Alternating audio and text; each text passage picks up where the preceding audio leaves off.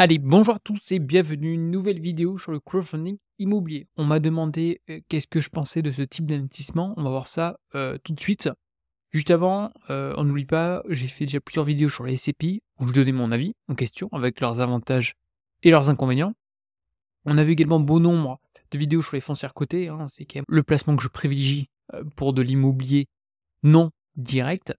Et on va parler du crowdfunding, hein, qui a pris une place considérable pour de nombreuses raisons, hein, on va l'aborder évidemment. Mais il y a quand même quelques inconvénients qui sont non négligeables. Donc attention avant d'investir, comme pour les CPI, ne regardez pas seulement le fameux rendement. Alors on va commencer par qu'est-ce que c'est concrètement le crowdfunding? Le crowdfunding, notamment immobilier, parce qu'il faut y a différents types de crowdfunding, ça permet à des petits particuliers comme vous et moi de financer collectivement un projet immobilier via une plateforme en ligne. Je vous présenterai également à la fin de la vidéo les 5 ou 6 plateformes les plus connues. Les investisseurs perçoivent des intérêts sur leurs apports à l'échéance du projet. Donc la nature, c'est un investissement dans une opération de promotion ou de marchand de biens, pas directement dans la pierre. C'est-à-dire qu'on n'est pas propriétaire de l'actif. Donc déjà, c'est une première différence avec la SCPI et la foncière cotée. La SCPI, lorsqu'on investit, on est propriétaire des actifs. Et la foncière cotée, OK, la REITs, Real Estate Investment Trust, on investit dans tout, vraiment dans tout, donc le passif et l'actif. Là, on investit dans rien, en fait, on n'est pas propriétaire de l'actif. Donc déjà, c'est une première différence que je voulais mentionner. Au niveau de la forme, généralement sous forme de prêt, via une société donc intermédiaire, SPV. L'objectif, c'est de financer le projet, donc de construction, de réhabilitation ou de promotion immobilière. Ça dépend encore une fois de l'acteur, si c'est un marchand de biens ou un promoteur. Alors, petite comparaison sur différents types d'investissements. Encore une fois, il y en a d'autres. On va parler également des tokens. On pourra en aborder si ça intéresse certaines personnes. En aucun cas, je suis un spécialiste et en aucun cas, mes propos sont des conseils en investissement, hein. Juste un petit particulier qui travaille en finance immobilière. Et je vous donne juste mon point de vue. Bon, la première chose, donc on va voir les critères qui me semblent importants. Un, c'est la nature juridique. Alors, il y en a plein d'autres, hein, on va également l'aborder. Au crowdfunding, on va être soit sur du prêt, soit sur les obligations. SCPI, on va être sur des parts de sociétés non cotées, dans lesquelles on est investi principalement sur l'actif et non sur la société de gestion. Encore une fois, il y a une société de gestion qui va gérer le parc immobilier. Mais en aucun cas, cette société de gestion est propriétaire de l'actif. C'est bien les petits épargnants, comme vous et moi. Les SCPI va se tourner principalement vers les petits particuliers, vers les petits ménages, comme le crowdfunding immobilier. Les foncières, on a davantage d'institutionnels.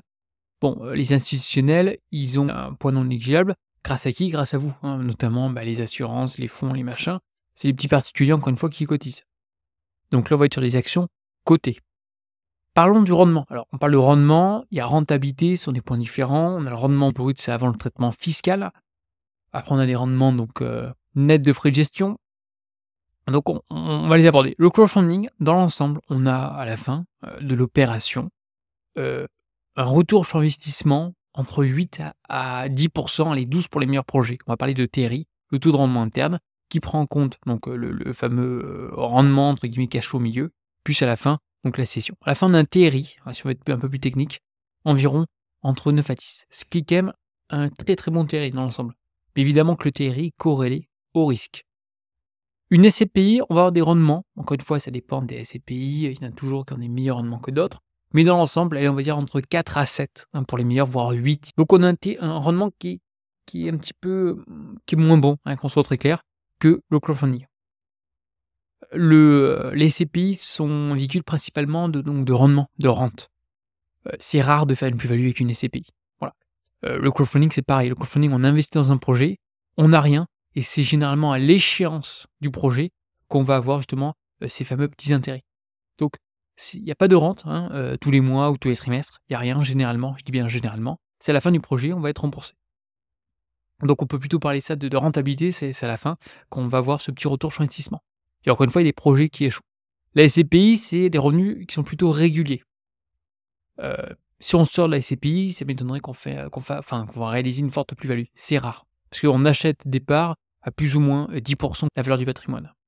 Au niveau des foncières cotées, on a un rendement qui est grosso modo, allez, entre 3, ça dépend des foncières, les foncières de rendement, on va dire à 6, mais on va dire, on a une rentabilité moyenne, on va dire, cohérente, aux alentours de 8 à 10. Voilà, 8 à 10, ça dépend des années, mais on a un rendement moyen, on va dire, les 2-4 et une appréciation du cours de bourse, pareil, en entre 8 à 10. Voilà. Un autre point qui est très important lorsqu'on tire sur ce genre de projet, c'est la durée. On va mettre son argent dans des projets qui vont durer dans le temps. C'est-à-dire que notre capital va être bloqué, mais sur 12 ou 36 mois. C'est long, 36 mois. Donc, si vous avez besoin de cet argent, c'est bloqué. Donc, c'est quand même un point à ne pas oublier. D'autant plus que lorsqu'on a des retards, ça peut dépasser les 36 mois. On ne contrôle rien. Voilà, une fois qu'on a investi dans le projet, on attend. On espère juste retrouver son patrimoine. La SCPI, on est toujours au niveau de la durée pour la SCPI, on est plutôt sur du long terme. A priori, un investissement immobilier sur une SCPI, c'est conseillé à minima 8 ans. Généralement, les personnes qui investissent dans une SCPI, ils investissent pour 20 ans. Ouais, c'est long, 20 ans. Mais 20 ans, quand on a généralement 5 à 6 % de rendement, avant traitement fiscal, le petit ménage est content, il récupère un peu d'argent. Foncière cotée, ça dépend. En France, c'est absolument pas connu, hein, voilà pourquoi j'essaie de me battre pour essayer aujourd'hui de montrer les avantages de cette classe d'actifs. Mais c'est très flexible, hein, ça dépend de chacun. On peut avoir des stratégies, notamment de rendement, pareil, il y a le même principe que la SCPI.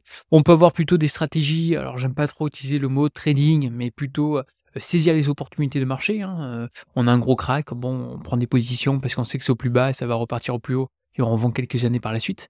Donc ça dépend de chacun. Mais dans l'ensemble, c'est bien d'avoir enfin en tout cas sur cette chaîne, moi c'est ce que je fais, j'investis pour du long terme. Au niveau de la liquidité, ça c'est un point également qui est important, parce que c'est bien d'acheter, mais il faut toujours penser à la revente derrière. Bon, là la liquidité, elle est très, très faible. C'est-à-dire que lorsqu'on investit, on est bloqué pour 12 à 36 mois, voire plus si le projet rencontre, des difficultés, avec des retards de paiement.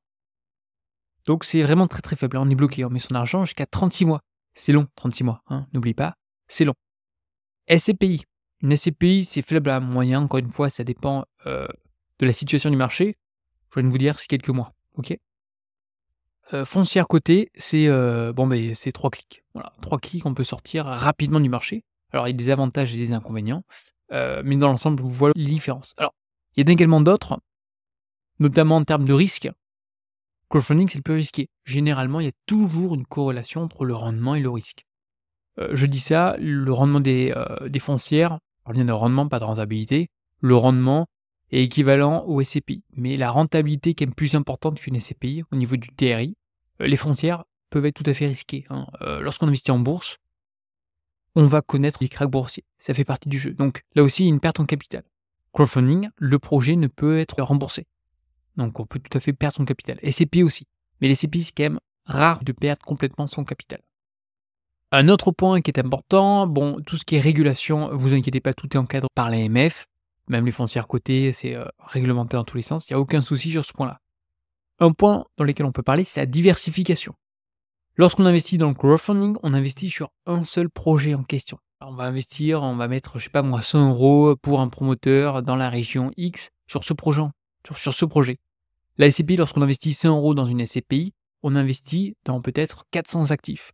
Et dans une foncière cotée, pareil, généralement c'est encore plus important. Je sais pas moi, des actifs encore sur les 100 plus gros centres commerciaux, par exemple, d'Europe. OK? Tout ça, c'est un exemple, hein. Donc, en crowdfunding, on est très peu diversifié. C'est pourquoi, généralement, on conseille d'investir dans plusieurs projets, au maximum, pour diluer le risque, sachant qu'on a quand même des rendements assez importants. Et on va avoir des retards au niveau des projets, je viens de vous dire, allez, environ à 10 %. Donc il est bien de diversifier au maximum, ces projets sur crowdfunding. Au niveau de l'accessibilité aussi, je voulais le mentionner, mais voilà, pour 1 €, SCPI, il faut mettre à peu près un petit ticket à 100 € et foncière cotée, on peut également investir à hauteur de 1 €. Donc il y a aucun souci sur ce point-là. Ça reste plutôt accessible à bon nombre de ménages.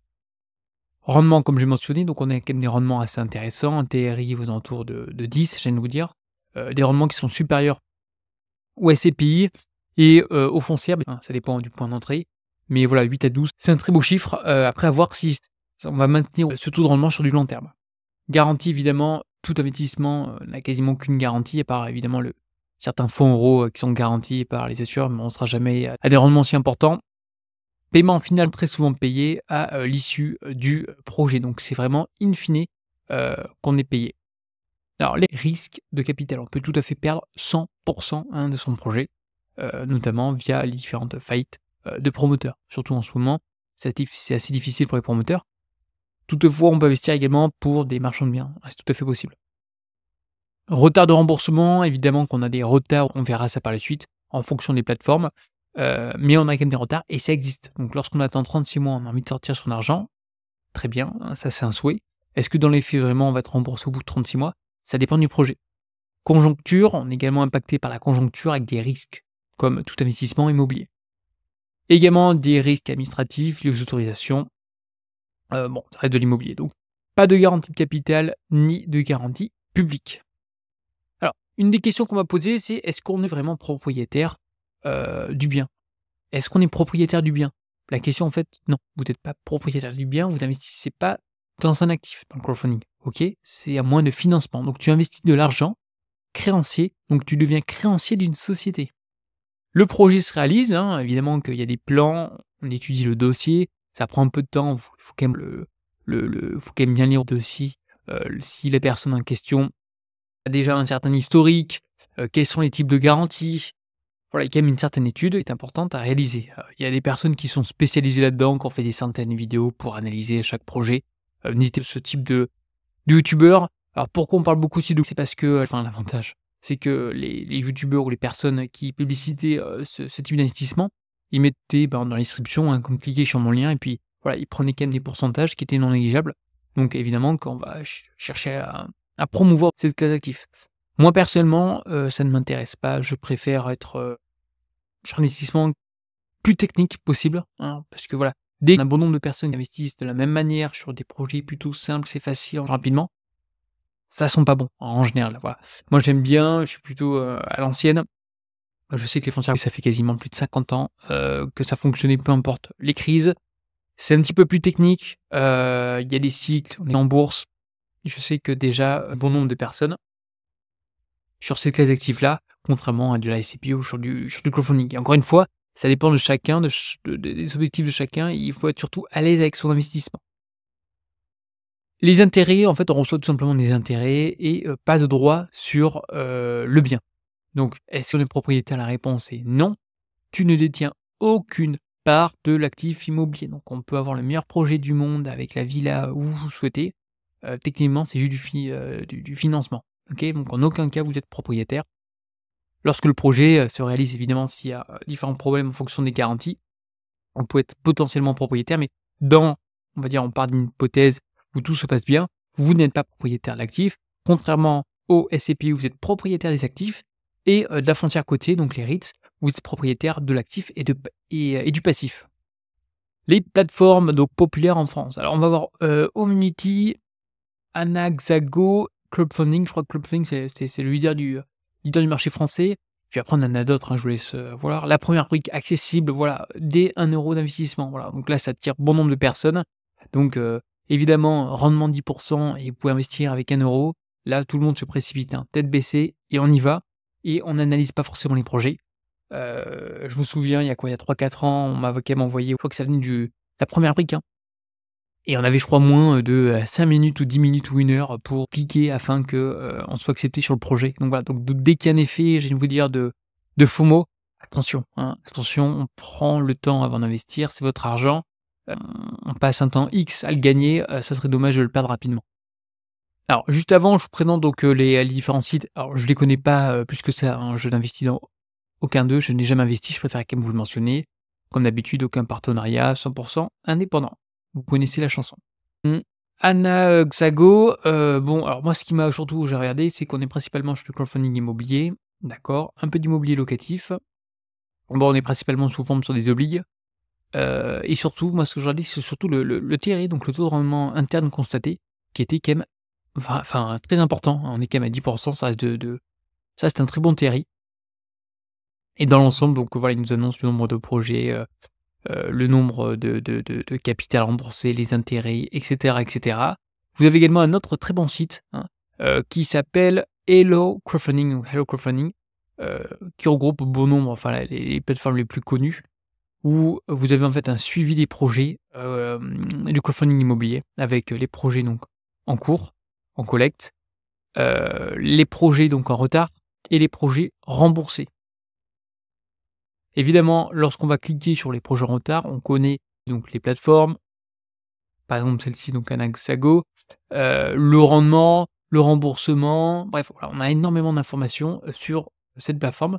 Donc pour ceux qui souhaitent investir, j dans le crowdfunding, voilà, vous pouvez quand même regarder. On a également le baromètre du crowdfunding immobilier France, voilà. Vous pouvez regarder les collectes, les montants collectés, donc là en février et après on va voir par exemple, Brix. Brix, voilà, c'est connu, 1 € comme on a dit. Est-ce qu'on est propriétaire? La réponse est non, hein, vous ne venez pas propriétaire. On joue le rôle entre guillemets «d'intermédiaire», hein, pour financer le projet. Et alors aussi, j'ai oublié de vous mentionner, ce qui est important, ce sont surtout les garanties donc crowdfunding, surtout. Pensez aux garanties. Je pense qu'avant de regarder le rendement, il faut regarder les garanties.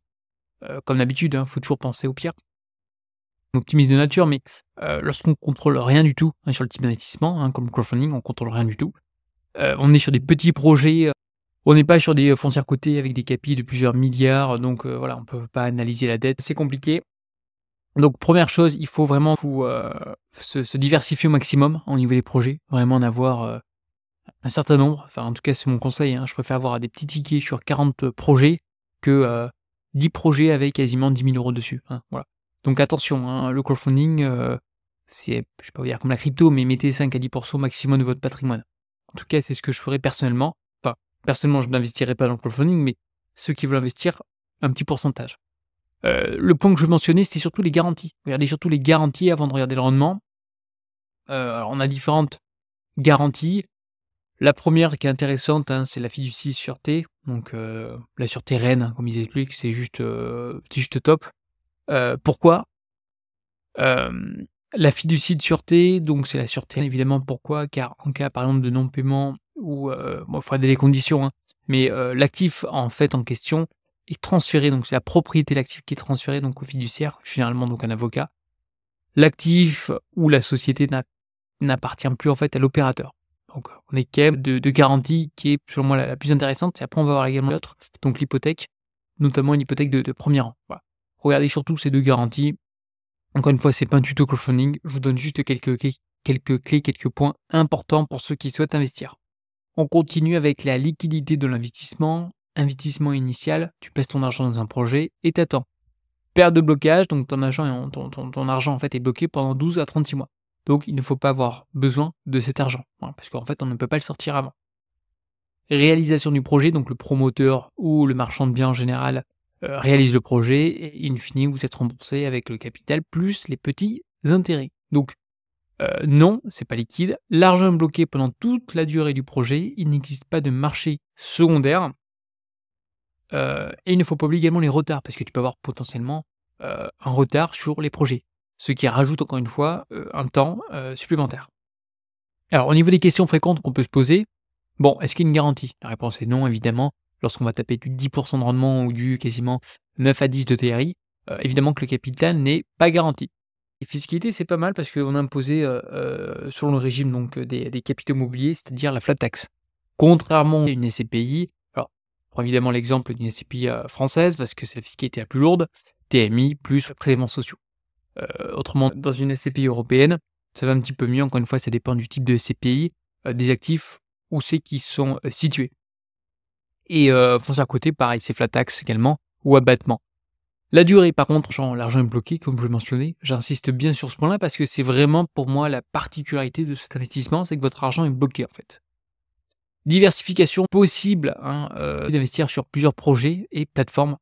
Je vous le conseille fortement. Ceux qui souhaitent éventuellement investir dans ces classes d'actifs, investissez sur plusieurs projets, c'est minima 10 et ne mettez pas des sommes importantes sur un grand projet. Regardez bien le projet, l'historique, et les garanties. Voilà, surtout les garanties en question, car si ça se passe mal, on dort bien la nuit parce qu'on a de très belles garanties. Pour ceux qui souhaitent, justement accéder à davantage d'informations, vous avez de très bons sites comme Hello Crowdfunding, c'est le site que je vous ai présenté au préalable, Crowdspace ou Financement Participatif France, où vous avez quand même pas mal de data et de stats. Avant que j'oublie, n'hésitez pas également à regarder des vidéos de youtubeurs. Alors, bon, évidemment qu'il y en a des bons, des mauvais, il y en a qui font les pubs de crowdfunding, c'est pas évident. Pour ceux qui souhaitent également avoir, davantage de détails et je vous dis, des points de vue différents, n'hésitez pas d'aller voir une chaîne parce que je vais même me renseigner, avoir des avis également extérieurs, hein. Comme d'habitude, je vous l'ai déjà mentionné, j'ai pas la finance infuse. Le Chat Caffiné, hein, donc je connais pas du tout cette personne, très peu d'abonnés. Je préfère les chaînes avec très peu d'abonnés. Pourquoi? Parce que tout simplement, ils évoquent, leur point de vue et généralement, il y a rien à vendre derrière. Voilà, 300 abonnés, on fait des vidéos pour le plaisir ou bien 2-3, voilà, il y a rien à vendre. Il y a pas de lien, heu et cette personne fait un petit récap, hein, de manière mensuelle, sur son patrimoine, sur Brix, comment ça se passe. Donc n'hésitez pas à regarder ce type de vidéo, OK? Donc contrairement à Tadoukourou qui vous présente, le fameux rendement, de chaque classe d'actifs avec du parrainage dans tous les sens, hein. Ils gagnent plus d'argent via le parrainage que sur l'investissement. Mon avis personnel est plutôt professionnel si je prends un peu de la hauteur. Encore une fois, je ne suis en aucun cas un courtier en investissement. Avantage, diversification du portefeuille, oui, mais plutôt faible. On est principalement sur un seul projet. Donc ceux qui souhaitent investir, essayez de vous diversifier au maximum. On a par contre des rendements qui sont élevés. Je parle plutôt de rentabilité in fine. On a un retour sur investissement qui est important, à hauteur de 10. Moi, je trouve ça quand même intéressant. Par contre, on a des risques de retard, de projet. On a bon nombre également de plateformes, donc renseignez-vous sur quelle plateforme il est important, d'investir parce que chaque plateforme a son management en interne et donc évidemment, il valide ou non, certains projets. Précaution, donc limiter, encore une fois, c'est mon petit point de vue, 5 à 10 de son capital, sur cette, classe d'actifs en question, que sur des projets par contre en France, européens, on est sur du dollar et notre argent bloqué sur un certain temps et on n'a pas, je viens de vous dire, la partie croissance, qu'on a par exemple sur une SCPI ou sur une foncière cotée, dans lesquelles on va investir sur du long terme pour créer un capital et on peut parler éventuellement d'intérêts composés. Voilà, faut sortir ce fameux mot à la mode. Donc voilà, là c'est vraiment du one shot, on prête de l'argent, on prend les intérêts. Il faut également accepter le blocage des fonds, donc il faut vraiment pas en avoir besoin pour X raisons sur les, 36 prochains mois par exemple. Conclusion, je trouve ça plutôt intéressant, mais encore une fois risqué. Pourquoi je vais financer un projet de Tartampion pour de la promotion compte tenu de la conjoncture? Je pense que l'immobilier est intéressant lorsque l'immobilier, va bien, lorsqu'il y a de la transaction, lorsqu'il y a de la demande. Or, pour moi, c'est pas le cas. On est quand même toujours dans un contexte délicat avec l'AFP, donc là, c'est la Fédération des promoteurs immobiliers. C'est quand même compliqué pour les promoteurs. Donc à utiliser avec modération dans une stratégie globale. Personnellement, 10 pour bloquer mon argent pendant 36 mois, ça ne m'intéresse, pas. Je préfère, comme vous le savez, investir sur des, foncières cotées. Encore une fois, c'est mon point de vue, c'est ma stratégie. N'hésitez pas surtout à me donner votre avis dans les commentaires pour ceux qui ont déjà investi dans le crowdfunding. Le retour que vous avez, hein, du bon ou du mauvais. Et puis éventuellement si ça vous intéresse, je pourrais faire une vidéo un peu plus détaillée. Ce serait un peu plus, tranchante, hein, pour ceux qui préfèrent, lorsque je tranche davantage. En tout cas, n'hésitez pas à liker, à partager cette vidéo et je vous dis à une prochaine. Allez, bye bye.